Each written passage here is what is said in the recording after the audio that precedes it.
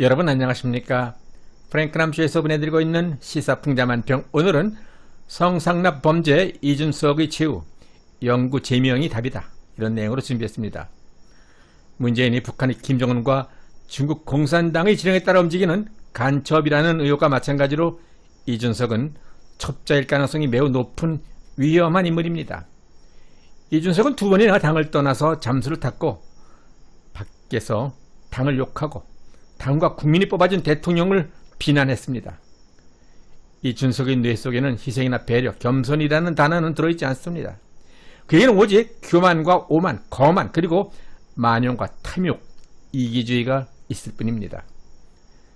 현재 국민의힘 당내 사태는 오로지 이준석의 성상납, 증거, 인멸, 교사 등 이준석 본인의 범죄적 과오에 대한 결과물입니다.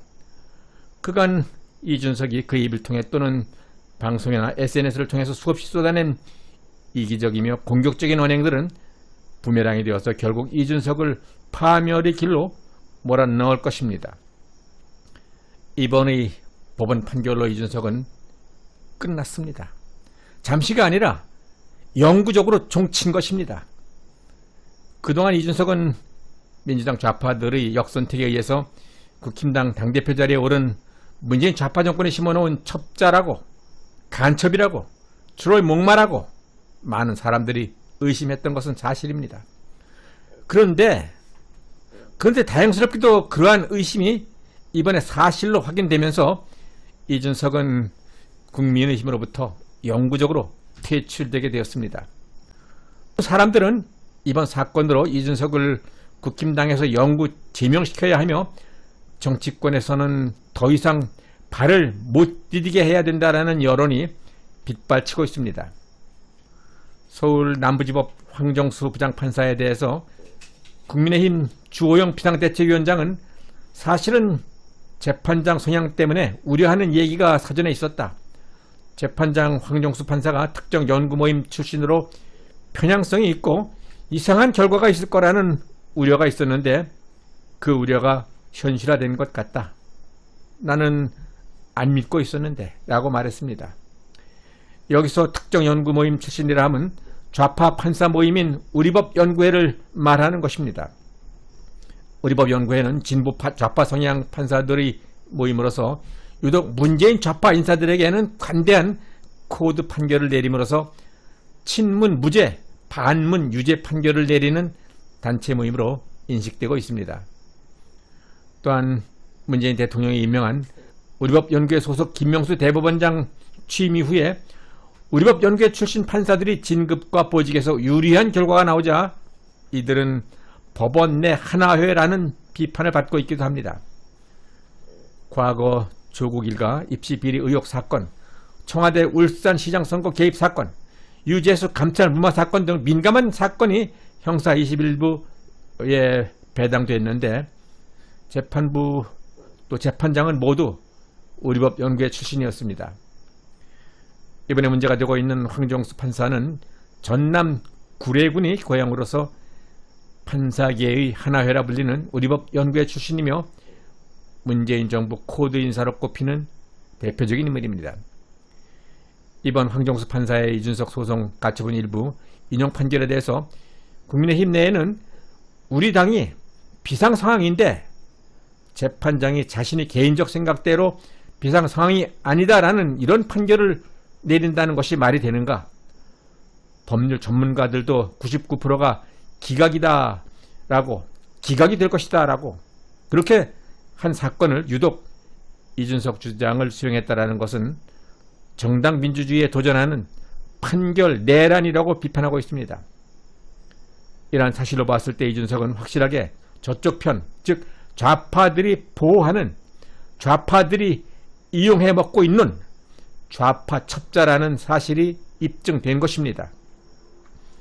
실제로 그간 이준석 입을 통해서 나오고 있는 여러 발언들은 끊임없이 윤석열 대통령을 비난하고 김건희 여사를 비난하고 대통령 측근들을 비난하고 있는 것에 비해서 문재인 탈원전, 서해 공무원 피격 사건, 탈북어민 강제 북송 사건, 이재명 대장동 게이트라든가 김혜경 법카 사용 비리 사건 등 수많은 민주당 쪽 불법 부당행위들을 그러한 사건들을 이준석의 입으로 비난하는 모습은 좀처럼 찾아보기가 힘들었습니다.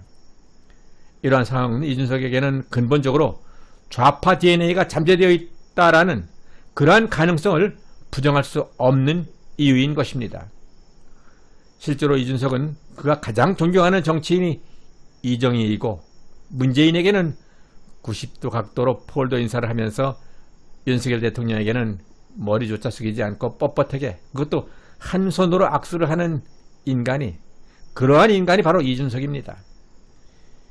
국민의힘 대선 후보 경선 과정에서 윤석열 후보에 대해서도 윤석열 저거 토론회 몇 번 하면 나가 떨어진다. 나의 목표는 유승민을 대통령 만들어주는 것이다.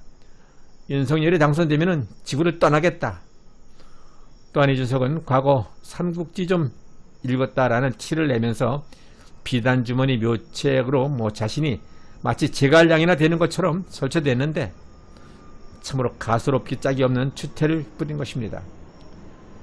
지금 현재도 이준석은 성상납, 뇌물수수, 범죄사실, 증거 인멸 교사 의혹, 7억 원 각서 사건 등으로 경찰의 수사를 받고 있는 중이고 그러한 불미스러운 사건으로 인해서 국민의힘 당윤리위원회로부터 당원권 정지 6개월이라는 중징계를 받은 자입니다. 이러한 상황에 처한 입장이라면 우선 국민과 당원 동지들에게 진심 어린 사과를 하고 조용히 자숙기간을 거치는 것이 도리이거늘 이준석은 징계가 확정된 후에 재심을 청구하고 법원에 효력정지 가처분 신청을 하는 등 여러 방송과 SNS를 통해서 연일 윤석열 대통령과 소위 윤핵관이라 일컫는 대통령 주변 인사들을 비난하면서 분탕질을 치면서 해당 행위를 했던 것이고 윤석열 정부 지지율을 떨어뜨리기에 열정을 불태웠던 것입니다.